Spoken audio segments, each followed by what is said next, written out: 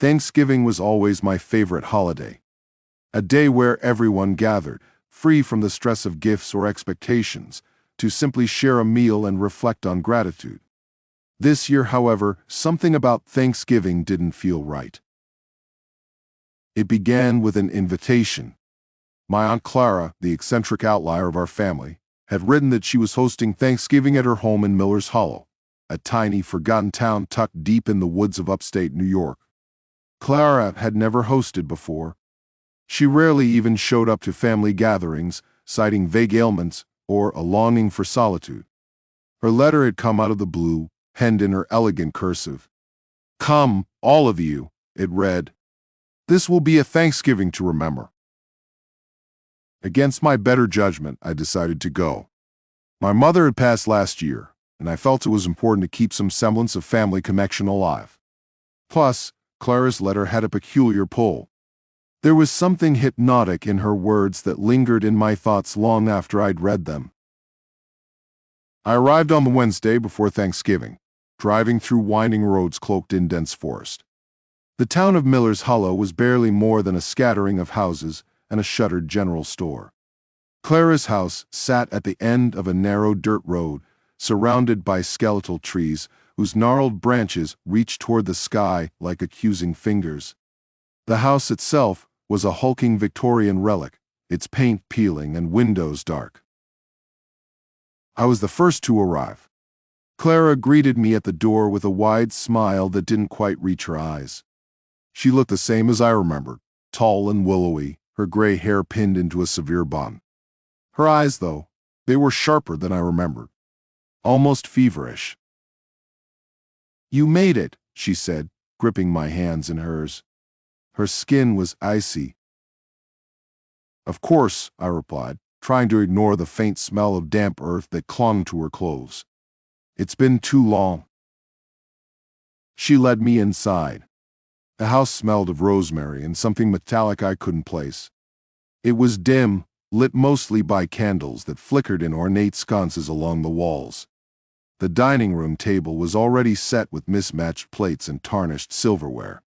At its center stood a massive brass candelabra, its candles dripping wax like congealed tears.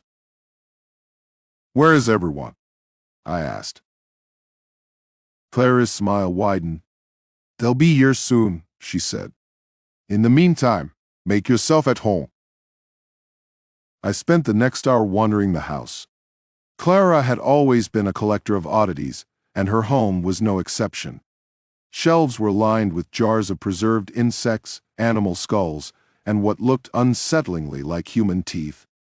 Old portraits hung on the walls, their subjects' eyes seeming to follow me as I moved.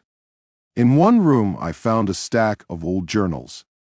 I flipped one open, only to find its pages filled with strange symbols and diagrams that made my head throb.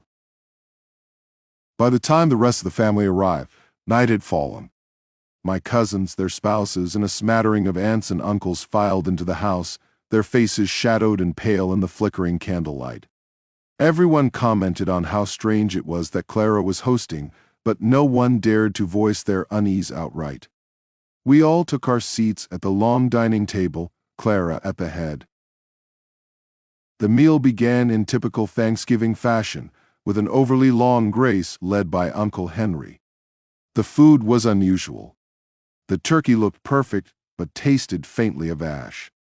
The stuffing was oddly sweet, and the cranberry sauce had a bitter aftertaste. Still, we ate, making polite conversation, though an undercurrent of tension hummed through the room. It wasn't until dessert that things began to unravel. Clara brought out a pie, its crust golden and perfectly latticed.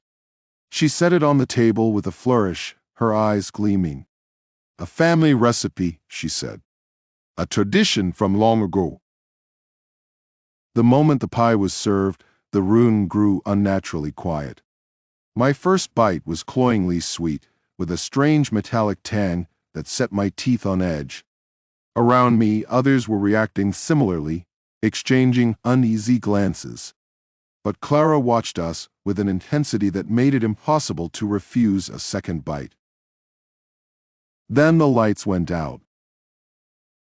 The candles flickered and died, plunging us into darkness. Someone screamed.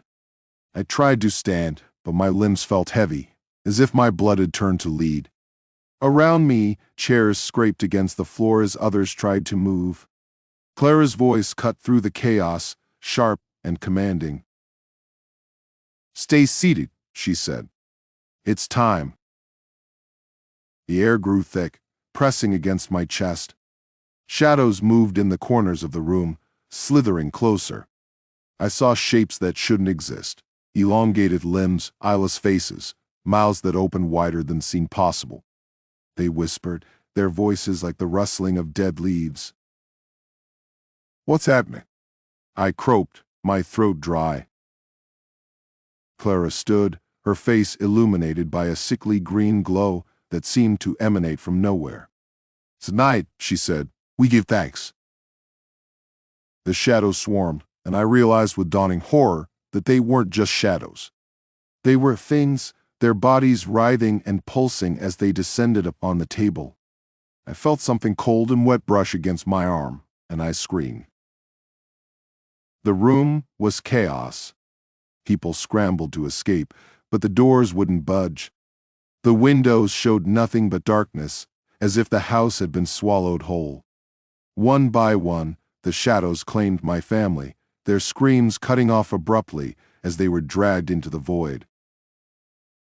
I turned to Clara, desperation rising in my chest. "Why?" I shouted. "Why are you doing this?" Her expression softened, almost tender.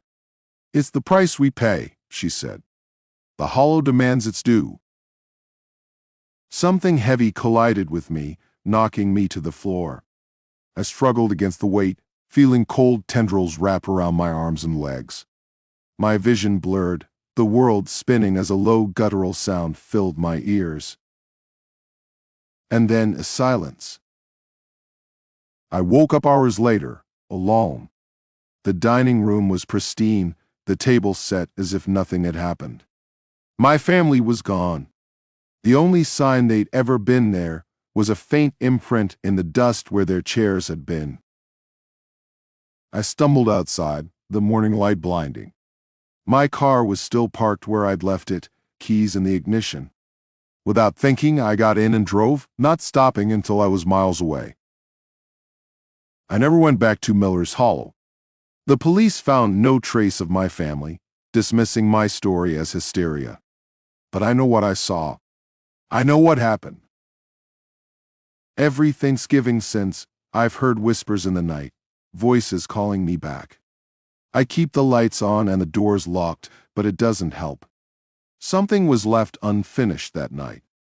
And I fear that one day, the hollow will come for me too.